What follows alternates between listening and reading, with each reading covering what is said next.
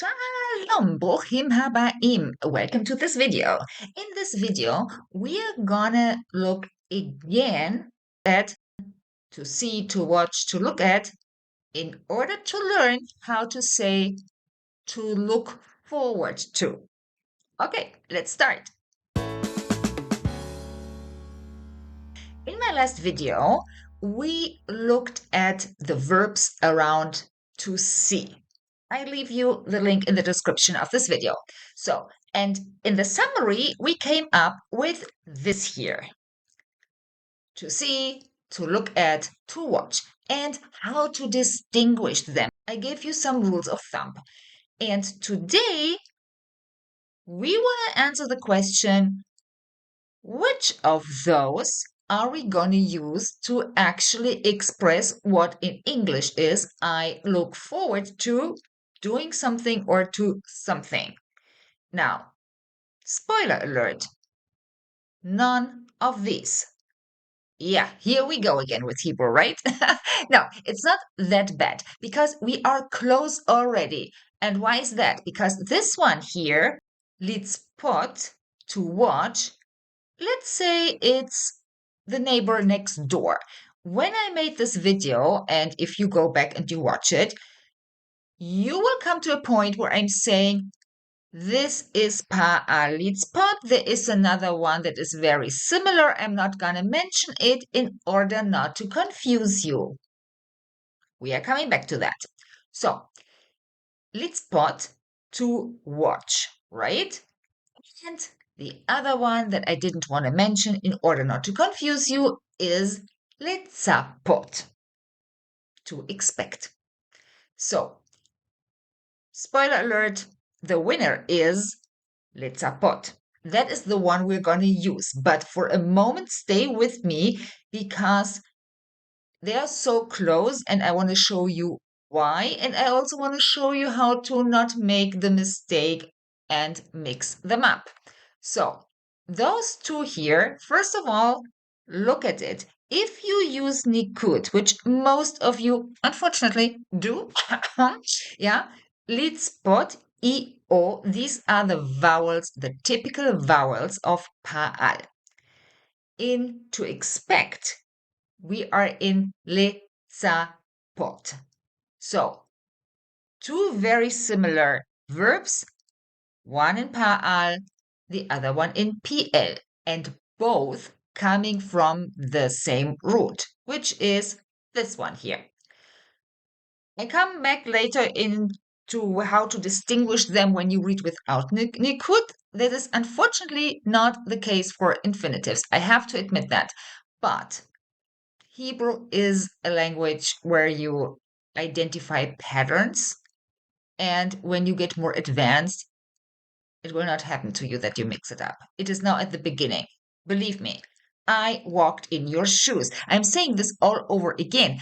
I did not grow up with Hebrew. It's not my mother tongue. I went to Ulpan. I had the same terrible stories, the same terrible experiences. And this is the reason why I'm teaching it today, because I developed the method to get over that, what natives cannot explain to you. Binyanim, I have never met an Israeli who was able to explain that to somebody with a European mother tongue. So, having said that, stay with me. Let's support to expect. So, to expect, what kind of verb is it? I mean, what are we doing there? This is very important in Hebrew that you understand what you are doing and with who. In this case, it's with nobody, basically. But what is to expect? To expect is something where you look into the future. And when the look to the future is not about just, oh, I'm expecting him to do this because these are my expectations. No, when you talk about a confirmed event, you booked a trip and now you're looking forward to it. Then you're not just expecting it, you're expecting something that already was confirmed. And this is when in English you say, I'm looking forward to it. You're expecting something with joy. This is basically what it is. And this is because of lamed. Letsapot le. So this turns letsapot from to expect into to look forward to. And of course, we are now looking at some sample sentences. So here we are. I'm looking forward to meeting you. Classical sentence of the business world. Yes, we know that Israelis are not very formal, but it's a perfect sentence to teach you this. And, well, you might just know by my accent, I'm not a native English speaker either. However, guys, I mean, all of you who are watching this and you are a non native English speaker, do me and the natives a favor and finally get over it.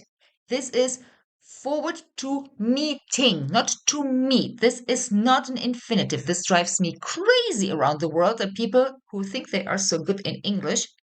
I'm looking forward to meet you. Oh, please. So, sorry, I know it's not me to teach you that, but sorry, I could not say that, okay? So it is looking forward to the future, an activity or a thing. And that is not an infinitive in English. Okay, I'm teaching Hebrew. I'm coming back. So this sentence in Hebrew is Ani מצפה or מצפה לפגוש אותך. אותך, a male. Okay, so here the מצפה le. What I just said, le turns it from to expect into looking forward to. And yes, in Hebrew, it is an infinitive. Leave gosh. But the le is in there, right? The to. Okay. And in English, it is not an infinitive. So these are two things you have to understand that what this is now for the non-English speakers. What you have in your head is true in Hebrew, but not in English. Okay, back to Hebrew. Here is the sentence again. אני מצפה, אני מצפה לפגוש אותך. Great. We could also say that looking forward to something and not an activity. So if we want to say, I am looking forward to the vacation, then it is אני מצפה or מצפה לחופשה. So this is to the vacation I'm looking forward to. Basically, we always come to the same formula. Person, verb, and then either an infinitive or a noun. This is how it goes. Okay. Now we come to Piel. אני מצפה or מצפה לשבת. מצפה. The same. This is a structure that cannot be anything else than Piel. Same. Is in my book, is in my course. So PL structure present tense, and in PL, what have we learned? It is to look forward to.